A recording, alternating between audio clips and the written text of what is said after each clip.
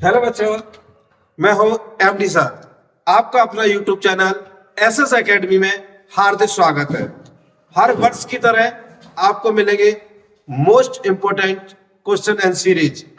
चलिए चलते हैं।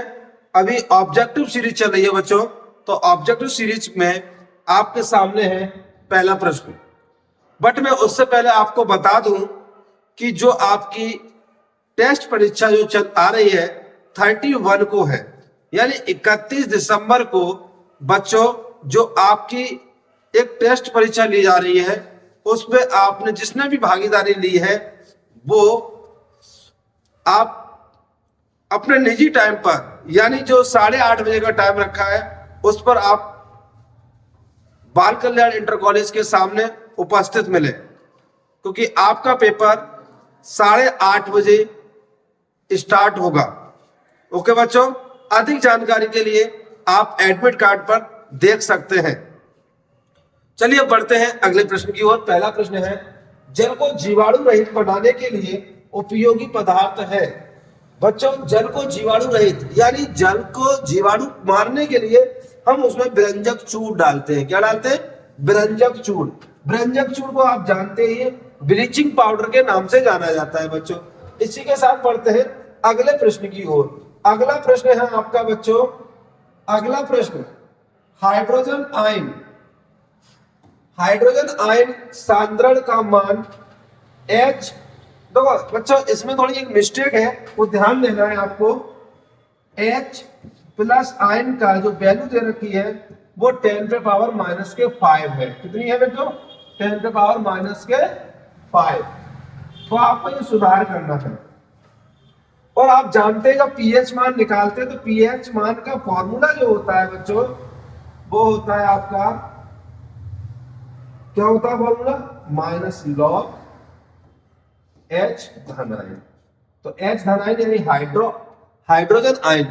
तो हाइड्रोजन आयन की सांद्रता कितनी है बच्चों? -log हाइड्रोजन आयन की सांद्रता है 10⁻⁻5 और -5 आगे आ जाएगा। -5 आगे आ जाएगा तो हम लिख सकते हैं -5 मल्टीप्लाई -log 10, और log 10 की वैल्यू 1 होती है तो इसलिए माइनस प्लस 5 और log 10 की वैल्यू 1, यानी आंसर आ गया आपका 5 बच्चों। ओके बच्चों, यस। इसी के साथ आपको पीएच मान के प्रश्न आते हैं तो आसानी से आप निकाल सकते हैं, और नहीं आते हैं तो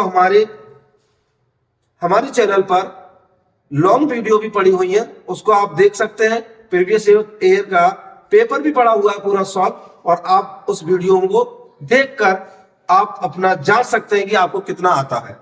चलिए बच्चों, इसी के साथ अगले प्रश्न की ओर बढ़ते हैं। अगला प्रश्न है आपका, अगला प्रश्न प्रबल अम्लीय विलयन में मेथिल ऑरेंज सूचक का रंग होता है। कैसा रंग होता है भाई? मेथिल ऑरेंज जो होता है, जो मेथिल ऑरेंज जो सूचक होता है, सूचना देता है, वो अप्रोक्स आपका लाल रंग का होता है बच्चों। कैसा होता है? लाल रंग का होता है। तो आपका option A is right answer है बच्चों। ऑप्शन ए राइट आंसर है। इसी के साथ बढ़ते हैं अगले प्रश्न की ओर। अगला प्रश्न है आपके स्क्रीन पर, अगला प्रश्न है बेकिंग पाउडर। बेकिंग पाउडर जानते होंगे आप, खाने का सोडा। बेकिंग पाउडर का एक अवयव सोडियम हाइड्रोजन कार्बोनेट इसका अन्य अवयव है। अन्य अवयव का मतलब हाइड्रोजन क्लोरिकम, सोडियम कार्बोनेट या टार्ट्रिक। यहां देखो मिस्टेक है, ये दाद्रिक नहीं है, टार्ट्रिक है। टार्ट्रिक अम्ल यानी टार्ट्रिक अम्ल ही इसका अन्य अवयव है। टार्ट्रिक अम्ल कौन सा है बच्चों? टार्ट्रिक अम्ल। ध्यान रखना, टार्ट्रिक अम्ल। इसी के साथ बढ़ते हैं अगले प्रश्न की ओर। अगला प्रश्न है निम्नलिखित में से दुर्बल अम्ल है। निम्नलिखित में से दुर्बल अम्ल जानते हो? दुर्बल अम्ल उसे कहते हैं जो जलीय विलयन में यानी आयनित नहीं होते हैं। तो मैं बता दूं HCl हाइड्रो जो हाइड्रोजन साइनाइड जो है HCl जो है वो एक दुर्बल अम्ल है। और दुर्बल अम्ल क्यों है? क्योंकि ये आयनित नहीं होते। जलीय विलयन में क्या होते हैं? आयनित नहीं होते, यानी ये अपने आयनों में नहीं टूटते हैं। जब ये आयनित नहीं होते तो इसलिए इसका ये दुर्बल अम्ल कहलाता है बच्चों। प्रबल अम्ल होते हैं तो आयनित हो जाते हैं और दुर्बल अम्ल आयनित नहीं होते। इसी के साथ बढ़ते हैं अगले प्रश्न की ओर। अगला प्रश्न लेड बैटरियों में प्रयुक्त किया जाने वाला अम्ल होता है। लेड बैटरियां आप जानते हैं जो इन्वर्टर वगैरह में यूज होती है बैटरियां, उन बैटरियों में कौन सा एसिड भरा जाता है? एसिड को ही हम अम्ल कहते हैं। तो आप बता सकते हैं कि नाइट्रिक अम्ल है, कि सल्फ्यूरिक अम्ल है, या हाइड्रोक्लोरिक अम्ल है। कौन सा अम्ल है बता सकते हैं बच्चों? नाइट्रिक है, हाइड्रोक्लोरिक है, सल्फ्यूरिक अम्ल है, या ये सभी तीनों होते हैं? नहीं, यानी इसमें भरा जाने वाला जो होता है वो सल्फ्यूरिक अम्ल होता है। कौन सा अम्ल होता है? सल्फ्यूरिक अम्ल, जिसे गंधक का अम्ल भी कहते हैं। और इसका फॉर्मूला होता है H2SO4। ओके बच्चों, इसी के साथ अगला प्रश्न, और आपको जो रिक्वायरमेंट है उसकी आप कमेंट में जरूर लिखें कि आपको क्या पढ़ना है और साइंस में कौन सा टॉपिक आपको कठिन लगता है, उसे मैं आसान भाषा में आपके सामने प्रस्तुत करूंगा। इसी के साथ बढ़ते हैं अगला प्रश्न। प्रबल अम्ल के जलीय विलयन में किसका अधिक होता है? अधिक का मतलब होता है प्रबल जो अम्ल होता है और उसको जलीय विलयन में किसके आयन की मात्रा अधिक होती है? तो बच्चों इसमें मैं बता दूं, इसमें थोड़ी सी प्रिंट में एडिटिंग में थोड़ा हो जाता है प्रिंट लिखने में, तो इसमें बता दूं जो हाइड्रोजन आयन का साइन होता है H धन आयन। H धन आयनों का अधिक होता है, यानी अधिक मात्रा में हाइड्रोजन आयन की मात्रा होती है प्रबल अम्लों में। ठीक है बच्चों, इसी के साथ बढ़ते हैं अगले प्रश्न की ओर। अगला प्रश्न आपकी स्क्रीन पर आ चुका है और अगला प्रश्न आपको बहुत ही इजी है। आप खुद कमेंट में आंसर दे सकते हैं कि अम्लीय विलयन का पीएच मान है। अम्लीय विलयन का पीएच मान क्या है भाई? अम्लीय विलयन का क्या है? पीएच मान। और अम्लीय विलयन क्या होते हैं? अम्लीय विलयन 7 से कम और क्षारीय 7 से अधिक होते हैं बच्चों। यस, तो आपका ऑप्शन जो आंसर दिया है कमेंट में वो बिल्कुल सही दिया है बच्चों आपने। यस, बिल्कुल कमेंट में आंसर देंगे तो बिल्कुल पता चलता है कि आपने प्रयास किया आंसर देने का। 7 से कम अम्लीय वैल्यू जो होती है अम्लीय विलयन की वो 7 से कम होती है। इसी के साथ करते हैं अगला प्रश्न। अगला प्रश्न आपकी स्क्रीन पर है। 1 विलयन में हाइड्रोक्साइड आयन OH का 1 मल्टीप्लाई 10 पे पावर माइनस के 12, जो ये पावर में होते हैं बच्चों, ये ठीक है, किसमें होते हैं? पावर में, 10 पे पावर माइनस के 12। तो OH, तो इस विलयन का पीएच मान ज्ञात कीजिए। देखो बच्चों एक शॉर्ट मेथड बताता हूं। यदि OH का मान, हाइड्रोक्साइड का मान वैल्यू 1 × 10⁻⁻12 है, तो हाइड्रोजन आयन की वैल्यू कितनी होगी? 1 × 10⁻⁻2, यानी दोनों मिला के 14 होते। 12 है हाइड्रोक्साइड तो हाइड्रोजन होंगे -2। अब लगाएंगे हम पीएच मान का फॉर्मूला। तो पीएच मान का फॉर्मूला क्या होता है? -log H प्लस आयन, और H प्लस आयन की वैल्यू कितनी है? -log 10⁻⁻2, और माइनस की पावर जो होती है लॉग में आगे आती है, तो -2 मल्टीप्लाई -log 10, और log 10 की वैल्यू 1, तो -2 × -1, आंसर आ गया आपका 2।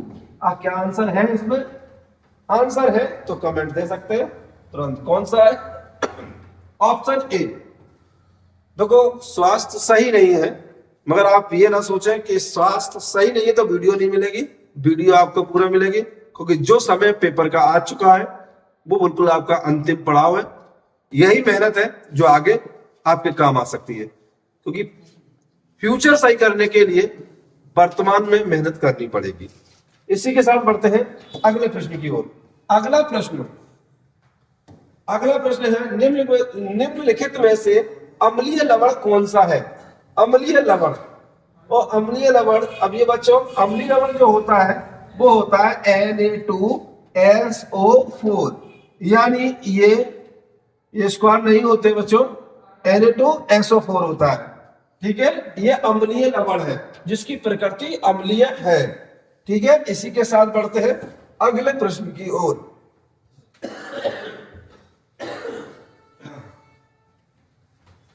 अगला प्रश्न आपकी स्क्रीन पर आ चुका है, क्वेश्चन नंबर 10। अच्छा, ये हो चुका है, ये हो चुका है, तो अगले प्रश्न की ओर बढ़ते हैं। अगला प्रश्न है पाचन क्रिया के दौरान उत्पन्न आमाशयिक रसों का जो मान होता है कितना होता है?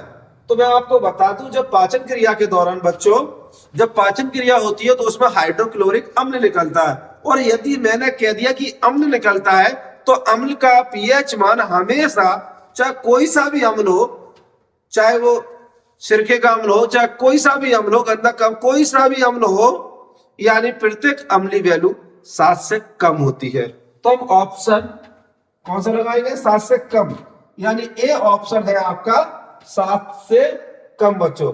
इसी के साथ बढ़ते हैं अगले प्रश्न की ओर। अगला प्रश्न आपकी स्क्रीन पर, 1 बिलियन नीले लिटमस को, कौन से लिटमस पेपर को?